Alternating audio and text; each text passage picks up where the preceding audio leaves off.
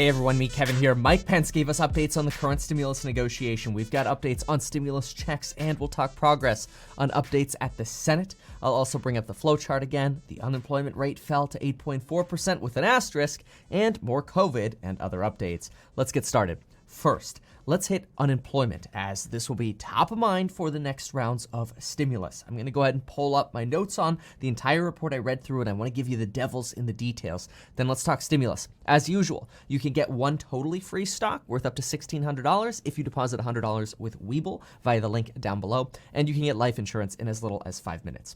Okay, let's go ahead and pull up the labor report first. So here is the August labor report, and I just want to give you some of the highlights that you might not hear when you hear only the headlines. The headline you hear is really the first sentence. Yay, we had 1.4 million jobs, and that brings our unemployment rate down to 8.4%. One interesting note here is the unemployment rate between races. You'll see that the white unemployment rate is 7.3%, blacks at 13%, Hispanics at 10.5%, and Asians at 10.7%. The interesting data is also over here. We've got about 17.2 million people who are not counted as unemployed, even though they're either underemployed or they got discouraged and stopped looking for work within the last 4 weeks. Additionally, of the big boost we had in jobs, 25% of the boost came from employment in the government, with more than half of the boost for employment in the government coming from temporary census workers, 238,000 census workers. Then we had retail adding about 17%. We had about 14% added in professional and business services, some 12.4% in leisure and hospitality, and the rest in education, healthcare, and other industries. Now, this report definitely beat expectations, but when we look at the temporary workers and we start peeling back the layer of all of the other people who are not properly employed or just gave up looking for a job, this is not the best report. Moving on, Mike Pence gave us updates this morning following Donald Trump's tweets quickly taking credit for the unemployment figures. Pence reiterated that the jobs growth we've seen has been due to Trump's work. Mike Pence mentioned, the American economy is coming back, and the last thing we need is more taxes. That's a slam on Biden. He then reiterated the deal between Pelosi and Mnuchin yesterday that I announced on this channel to issue a continuing resolution to keep the government funded. A continuing resolution basically keeps the government funded between October 1st, which ordinarily we'd probably expect to have a government shutdown, and the middle of December. So that means we have Congress, the White House, and Democrats on board with doing a continuing resolution to prevent a government shutdown. Pence then went on to say, now we can focus on another stimulus relief bill. This is good. We've now paved the way for stimulus talks in September. Talking about stimulus checks, Mike Pence said, quote, nobody wants to give direct payments to American families more than Donald Trump. We sent those checks to Americans. We want to continue that and continue the Paycheck Protection Program. Those are vital programs. We want them to continue.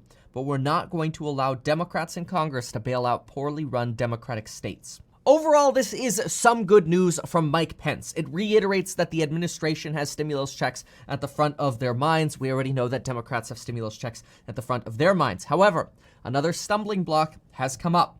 Betsy DeVos, the education secretary, is now being considered the final barrier in stimulus negotiations in the Senate to get a skinny proposal done.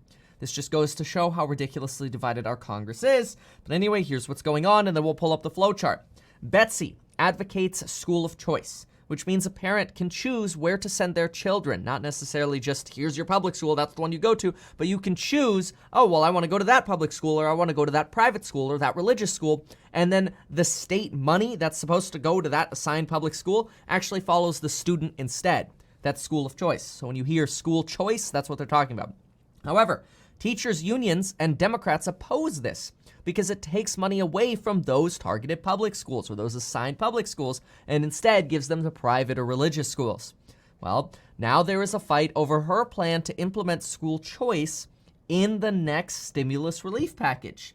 There is a $5 billion provision, which $5 billion, just for perspective, is 1% of the $500 billion skinny bill that we're trying to get passed. And this $5 billion provision basically gives people who donated money to private schools 100% of their donation money back in the form of a tax credit. Currently, there are some Republicans, like Senator Ted Cruz, who say they will only vote yes on the next stimulus relief bill if this $5 billion measure is included.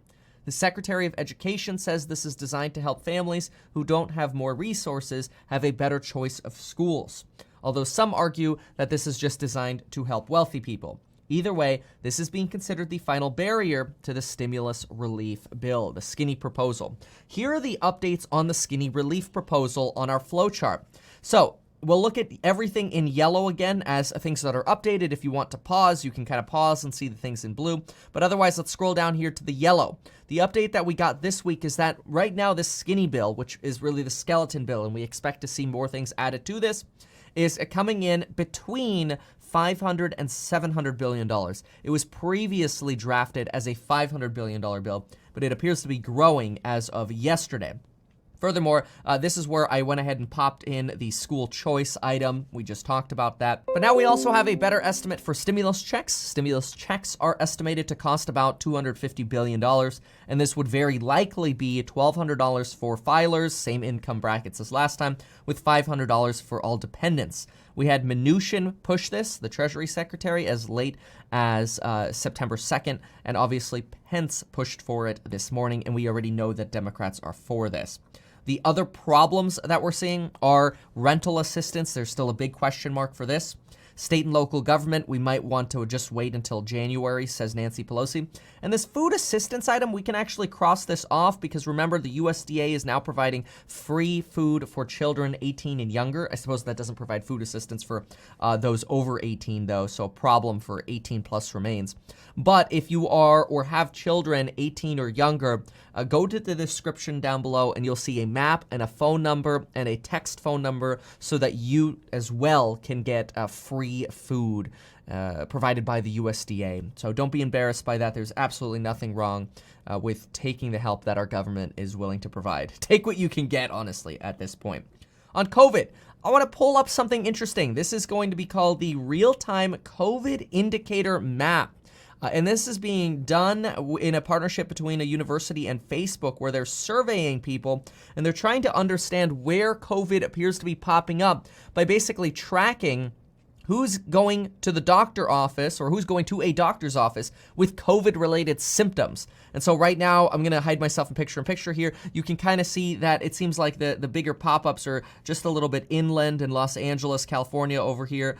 Phoenix, we've got a little bit of a hotspot. And you can kind of see these little darker areas here being some more of the hotspots. The Southeast has really been considered the regular hotspot. In fact, if we go back and jump on over to the actual confirmed case hotspots, because this is supposed to be a predictor of people going to the doctor before they get test results.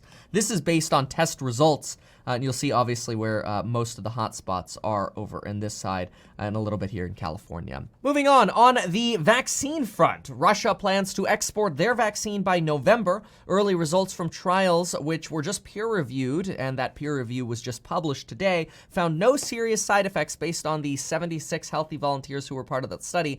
Keep in mind that 42-day trial only actually includes 38 people who actually got the vaccine, because the others got a placebo. This is the Sputnik 5. It became the first in the world to be an approved vaccine and starts its full-scale production this month.